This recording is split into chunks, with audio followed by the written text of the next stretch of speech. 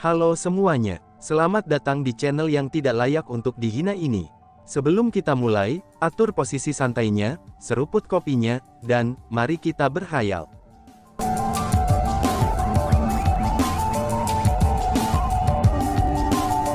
Melanjutkan cerita sebelumnya, demi menyelamatkan Little Fishy secepat mungkin, Chu Feng melepaskan kekuatan penuhnya untuk melanjutkan dengan kecepatan tercepatnya. Dengan bimbingan Fumosin Air, ia segera tiba di perbatasan wilayah yang disegel. Itu adalah formasi yang menutup langit dan bumi. Begitu seseorang melewati formasi itu, seseorang akan meninggalkan wilayah yang disegel. Pembentukan formasi itu sangat luar biasa. Bagi sebagian besar formasi, terlepas dari seberapa kuatnya mereka, penampilan mereka akan seperti dinding. Terlepas dari metode apa yang digunakan, seseorang akan dapat melewati pembentukan formasi dengan melewati dinding itu. Namun demikian, pembentukan formasi ini tidak sesederhana itu. Saat memasuki formasi itu, Chu Feng merasa seolah-olah dia telah memasuki dunia ketiadaan, atau dunia kekacauan primal. Tidak hanya dunia yang sangat besar dalam ukurannya, tetapi Chu Feng juga menerima gangguan parah pada kekuatan dan penglihatan rohnya. Selanjutnya, angin kencang meletus dan kabut memenuhi udara. Karena itulah, Chu Feng tidak dapat membedakan arah. Tempat itu hanyalah sebuah labirin. Labirin itu tidak hanya mampu membingungkan orang luar, tetapi juga bisa membingungkan orang-orang di dalam wilayah yang disegelnya. Namun untungnya, Fumosin Air mampu menunjukkan jalannya. Jika tidak, jika saja Chu Feng sendirian, melewati pembentukan formasi ini bukanlah tugas yang mudah. Tentu saja, alasan mengapa Fumosin Air bisa membimbing Chu Feng bukan karena dia memiliki pemahaman yang lebih baik tentang labirin, tapi sebaliknya, itu karena dia memegang kompas khusus di tangannya. Kompas itulah yang menunjukkan jalan. Di mana kamu mendapatkan kompas itu? Chu Feng bertanya dengan rasa ingin tahu. Itu diberikan kepadaku oleh nenek. Kakak laki-lakiku juga memiliki satu, kata Fumosin Air. Bukankah nenekmu menentangmu dan kakakmu meninggalkan wilayah yang disegel? Kenapa dia memberimu kompas yang bisa membuat kalian berdua pergi? Tanya Chu Feng yang merasa sangat bingung. Nenekku tidak benar-benar menentang kakakku dan aku.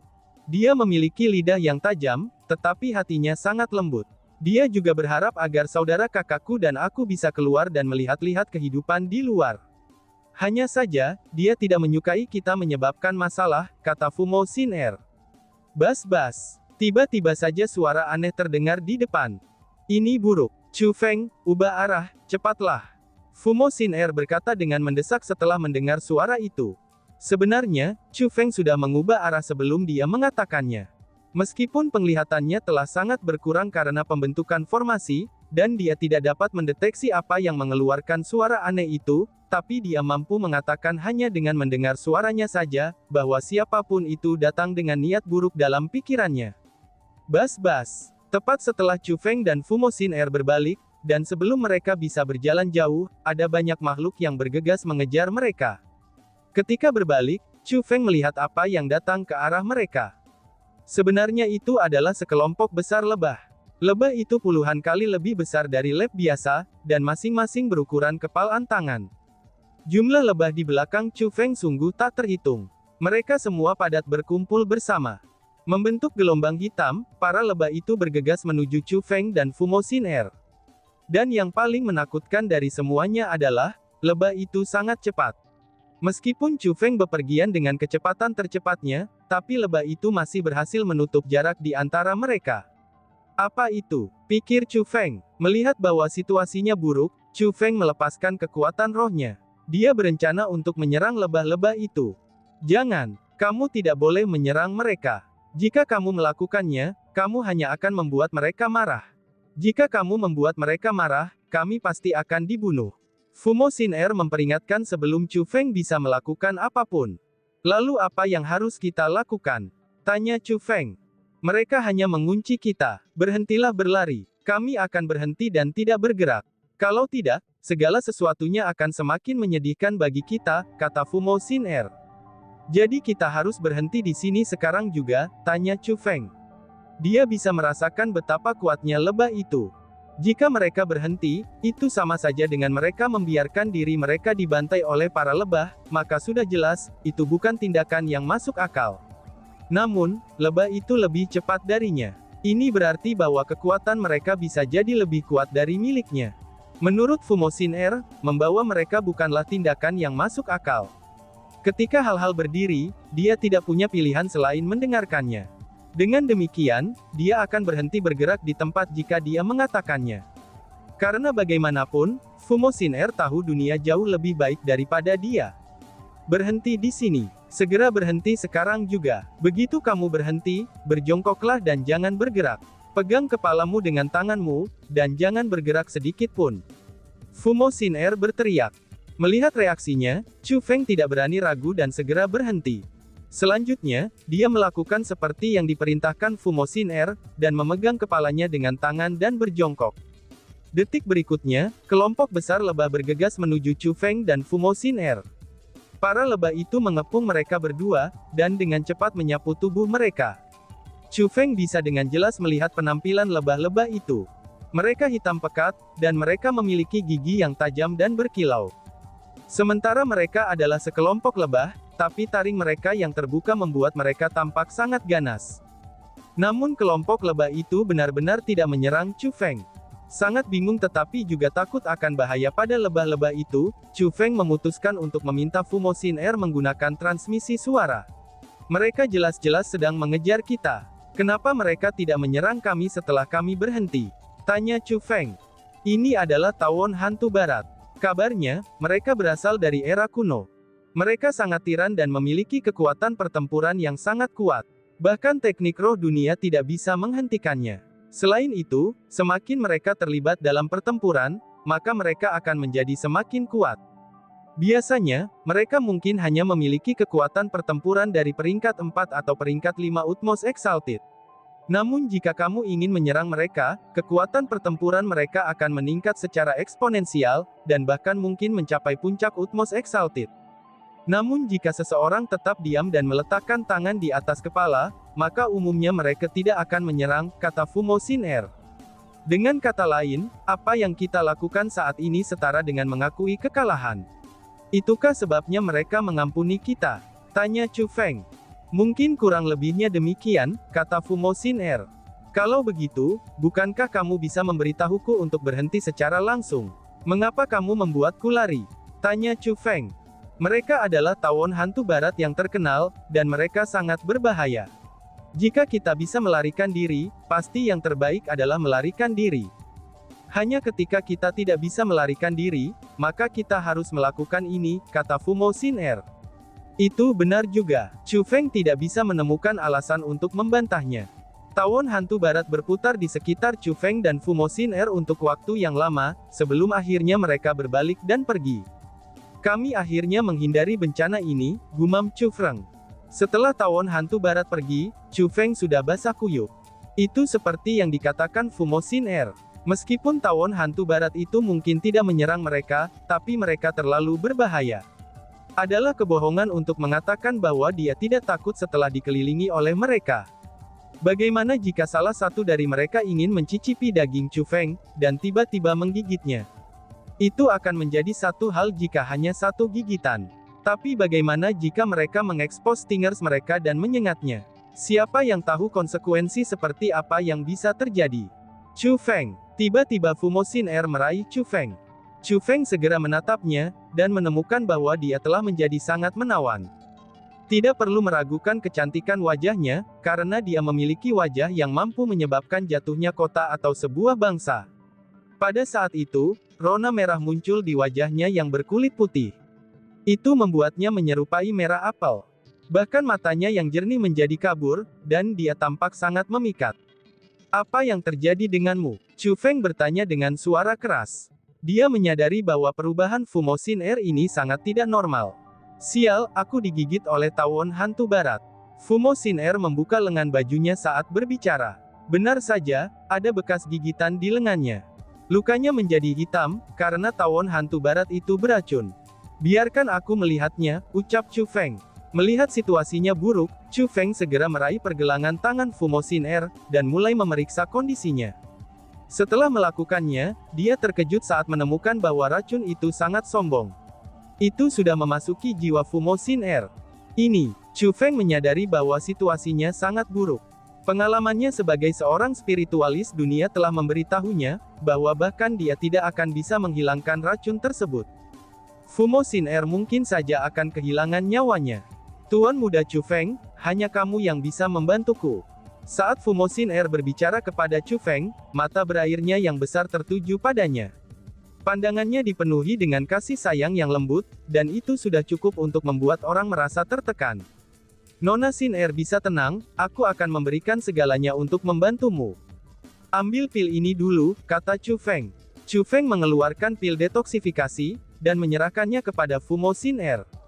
Meskipun itu tidak akan bisa menghilangkan racun dalam dirinya, tapi itu mampu memperlambat penyebaran racunnya. Bahkan jika tidak ada yang bisa dia lakukan, Chu Feng masih harus mencoba yang terbaik untuk menyelamatkan Fumo Xin Er. Tidak peduli apa, dia tidak mungkin hanya menonton saat dia meninggal. Tuan muda Chu Feng, ini tidak ada gunanya. Itu tidak akan bisa membantuku. Hanya kamu yang bisa membantuku. Saat Fumo Xin Er berbicara, dia benar-benar menundukkan kepalanya dengan malu. Melihat itu, Chu Feng berpikir bahwa dia merasa takut mati. Karena itulah, dia berpikir untuk menghiburnya. Tapi sebelum dia bisa mengatakan apa-apa, tubuh Fumo Xin Er bergerak. Dia benar-benar melompat ke pelukan Chu Feng. Nona Xin Er, apa yang kamu lakukan? Kata Chu Feng. Dalam keadaan panik, Chu Feng tidak hanya mendorong Fumo Xin Er menjauh, tetapi dia bahkan pindah kembali untuk menghindarinya. Dia melihat Fumo Xin Er lagi, dan menjadi semakin bingung. Fumo Xin Er jelas-jelas telah diracun. Namun, dia tidak berperilaku seperti seseorang yang telah diracuni. Tapi sebaliknya, wajahnya memerah. Dia bahkan terlihat lebih feminin.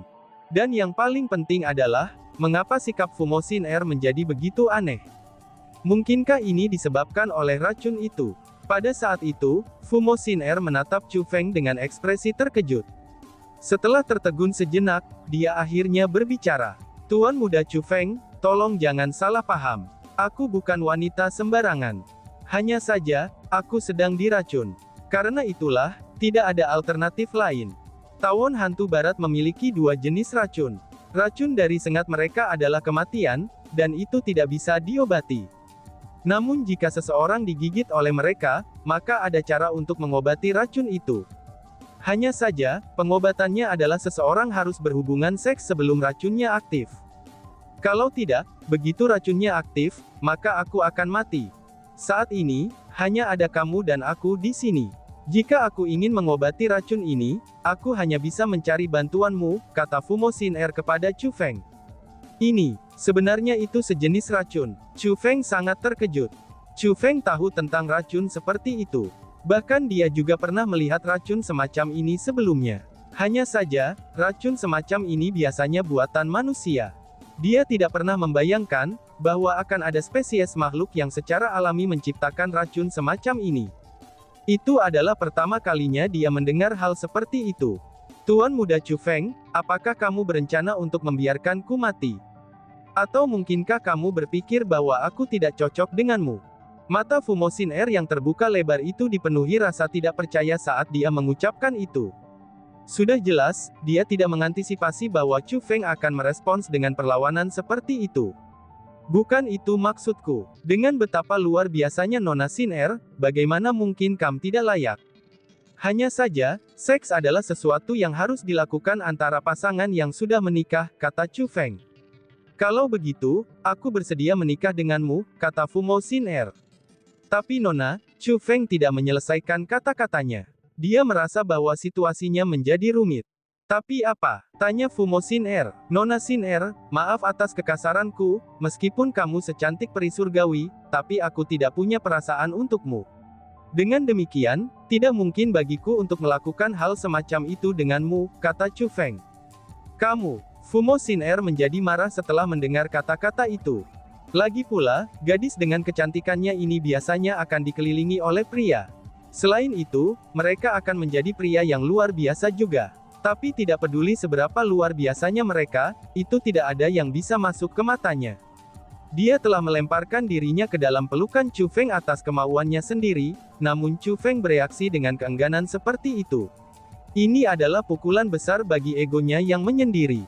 Namun tidak peduli seberapa marahnya dia, tetap saja tidak ada yang bisa dia lakukan. Karena bagaimanapun, ini adalah masalah hidup dan mati. Tuan Muda Chu Feng, ini adalah masalah hidup dan mati. Bahkan jika kamu menolak untuk bertanggung jawab, aku tidak akan menyalahkanmu untuk itu. Aku bisa merahasiakan apa yang terjadi di sini, dan aku tidak akan menyebutkan ini kepada siapapun. Selama kamu juga setuju untuk menjaga rahasia, bukankah itu baik-baik saja? Kata Fumo Xin Er dengan wajah memerah. Nona Xin Er, apakah benar-benar tidak ada alternatif lain lagi selain itu? Tanya Chu Feng yang masih enggan. Chu Feng, kamu, melihat betapa tahannya Chu Feng bahkan pada saat itu, Fumo Xin Er menjadi sangat marah sehingga dia mulai menginjak kakinya. Karena tidak dapat membujuk Chu Feng, dia pun berkata, meskipun ada metode lain, tapi itu terlalu berbahaya, jawab Fumo Xin Er. Metode apa itu? Cepat katakan padaku, kata Chu Feng dengan buru-buru. Sebenarnya ada dua cara untuk menghilangkan racun ini. Metode pertama adalah apa yang aku katakan sekarang. Adapun yang kedua, yaitu melanjutkan ke sarang tawon hantu barat dan mencari sumber racun. Mungkin orang bisa menemukan penawarnya di sana. Namun, metode itu terlalu berbahaya. Itu akan menjadi satu hal jika tawon hantu barat tidak disarang mereka. Namun jika mereka berada di sarang, seseorang tidak akan dapat mengambil sumber racun mereka, dan malah akan mati di sana, kata Fumo Xin Er. Ini masih patut dicoba. Nona Xin Er, apakah kamu tahu di mana sarang mereka? Tanya Chu Feng. Kamu dapat menemukan sarang mereka dengan mengikuti kompas ini, kata Fumo Xin Er ketika dia meraih kompas di tangannya. Kemudian mengikuti kompas itu, Chu Feng dan Fumo Xin Er menemukan sarang tawon hantu barat. Untungnya, tidak ada satupun tawon hantu barat di sarang yang besar itu. Chu Feng pun berhasil menemukan racun tawon tanpa masalah. Selanjutnya melalui racun tawon, ia berhasil membuat penangkal racun. Begitu Fumo Xin Er mengambil penawarnya, racun di tubuhnya mulai menghilang dengan cepat. Setelah racun itu dihapus, Chu Feng dan Fumo Xin Er melanjutkan perjalanan mereka. Melalui bimbingan kompas, mereka akhirnya melewati pembentukan formasi dan meninggalkan wilayah yang disegel. Namun setelah melewati pembentukan formasi, Chu Feng berbalik dan menemukan bahwa dia tidak bisa melihat pembentukan formasi sama sekali. Bahkan kesan pada lingkungannya telah berubah menjadi dunia yang sama sekali baru. Bahkan ketika dia menggunakan mata surgawinya, Chu Feng tidak dapat menemukan formasinya. Jika bukan karena fakta bahwa dia baru saja keluar dari wilayah yang disegel, bahkan dia akan mempertanyakan apakah wilayah yang tersegel itu ada atau tidak. Nona Xin Er, bagaimana kita akan kembali ke wilayah yang disegel? Tanya Chu Feng. Aku tentu saja punya cara, kata Fumo Xin Er. Kalau begitu Nona Xin Er, tolong pimpin jalannya. Setelah Chu Feng selesai mengucapkan kata-kata itu, Fumo Xin Er mulai membimbing Chu Feng. Namun demikian, Chu Feng malah menemukan masalah. Meskipun Fumo Xin Er membimbingnya sepanjang waktu, tapi sikap antusias dari sebelumnya telah berubah dan dia menjadi dingin. Bahkan ketika memberi arahan, dia hanya menggunakan jari-jarinya, dan tidak mengatakan apapun kepadanya. Ini benar-benar berbeda dari perilaku antusiasnya sebelumnya. Perubahan ini dimulai saat Chu Feng membantu mengobati racunnya. Chu Feng bukan orang bodoh. Dia secara alami tahu alasan perubahan pada sikap Fumo Xin Er. Nona Xin Er, aku hanya berpikir untuk kebaikanmu. Kamu seharusnya tidak marah kepadaku. Sekarang racunnya sudah dihilangkan, dan kamu bisa menjaga dirimu dari keharusan melakukan hal semacam itu, bahkan menjaga dirimu agar tidak dimanfaatkan olehku, bukankah itu jauh lebih baik? Chu Feng berkata sambil tersenyum berseri-seri. Tiba-tiba Fumo Xin Er meletus karena marah. Bagaimana mungkin aku tidak marah, ketika kamu menolak untuk mengambil keuntungan dariku saat kesempatan muncul dengan sendirinya? Mungkinkah kamu memiliki jenis estetik yang sama dengan nenekku? Apakah aku juga menjadi orang yang jelek di matamu? Dia yang sangat lembut sebelumnya, kini dia sebenarnya meneriaki Chu Feng. Terutama matanya, mereka begitu ganas sehingga mereka sepertinya ingin makan Chu Feng hidup-hidup.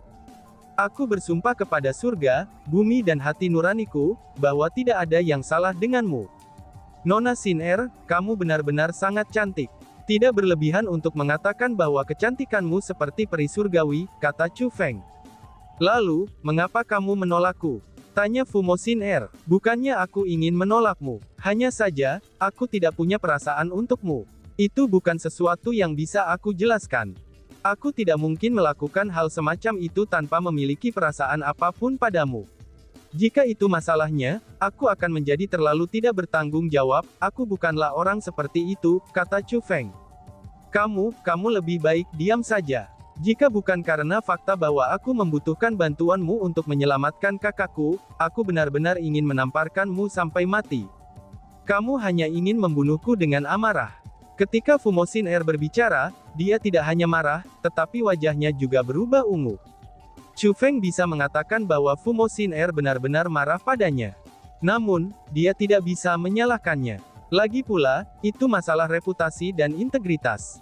Chu Feng adalah seorang pria, dan apa yang mungkin dia takuti?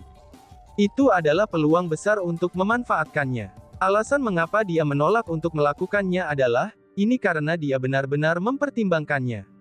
Nona Sin Er, kamu itu masih muda. Mungkin masih ada beberapa hal yang tidak kamu mengerti. Namun di masa depan, kamu pasti akan menyadarinya. Suatu hari nanti, kamu akan menyadari pemikiran dan pertimbangan yang telah aku buat dalam membuat keputusan itu. Chu Feng menghela nafas tanpa daya. Cih, berhenti bicara dan tutup mulutmu. Kalau tidak, aku akan menamparmu sampai mati sekarang juga. Fumosin Er berteriak dengan marah. Suaranya bergema seperti guntur bergulir, dan gemanga menjalar sejauh ribuan meter. Maaf aku salah, aku akan diam.